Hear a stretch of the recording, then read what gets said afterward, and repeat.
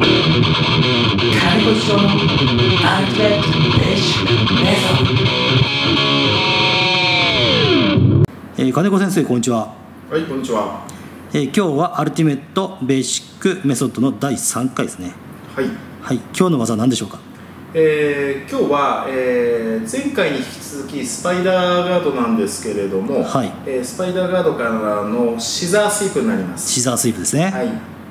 これもよくベーシックでありますよね。そうですね。はい。非常にベーシックな技で、これも、多分白帯の頃に覚えた技をちょっと自分なりに、改良して普段使っています。楽しみですね。はい。はい、じゃあよろしくお願いします。はい、よろしくお願いします。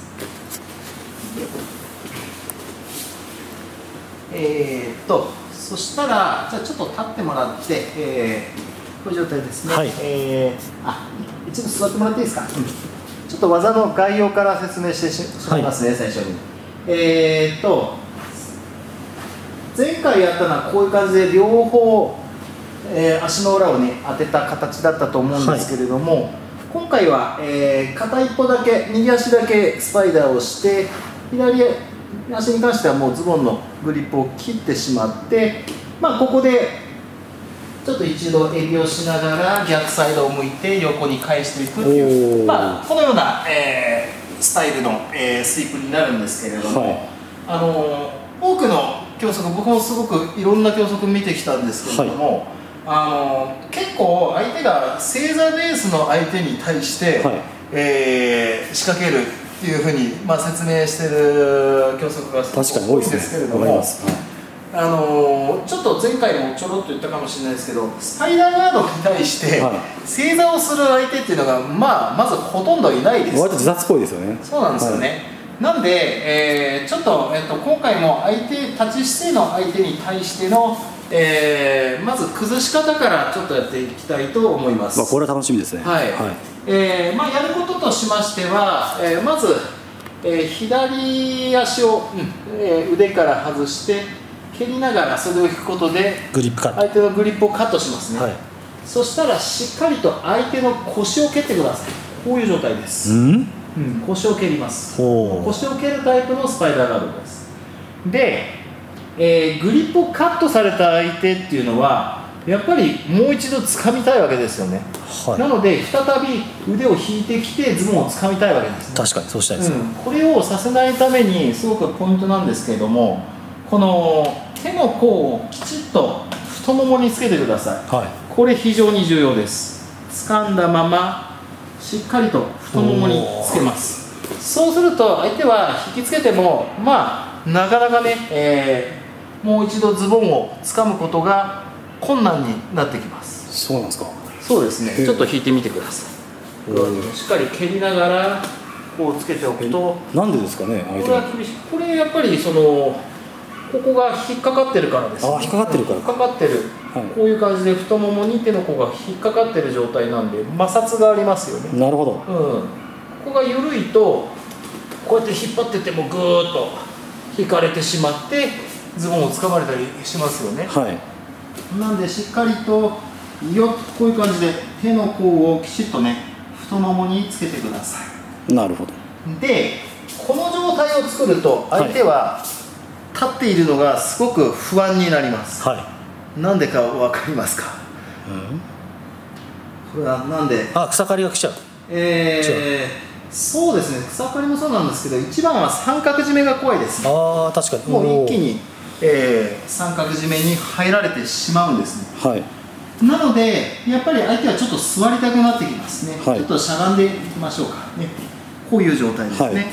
はい、この前もちょっとやったと思うんですけれども、相手はこのようにしゃがんで、コンバットベースを取ってくる人が非常に多くなります。はい、でここから相手が座ってくれたんで、シザースイープの体勢になりましたね。はい、で、左足をマットにつきます。はい、でここで大切なのは、まず一度相手を前方へ崩すってことなんですね。はい、どうやって崩すかっていうと自分のお尻を下げていきます。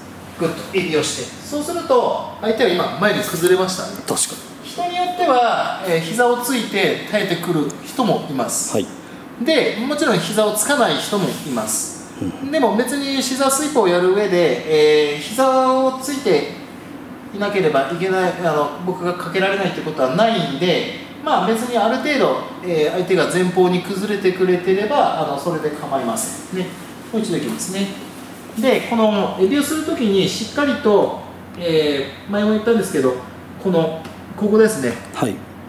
手の甲を、しっかりと太ももにつけてください。はい。この状態でエビをすると、腕がね、私の手とつながってるんで相手は崩れてくれるんですよ。はい。ここを緩いままエビをすると自分だけが下がって相手は全く崩れてくれます。確かなんでしっかりとつけてください。に。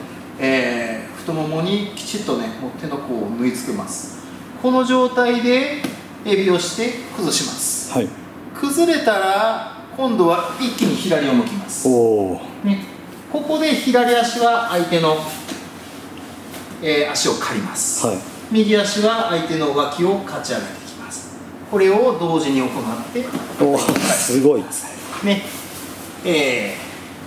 まあ、マウントポジションで、フィニッシュできると、まあ、一番いいんじゃないかなと思います、ね、これがまあアルティメットベーシックポイント。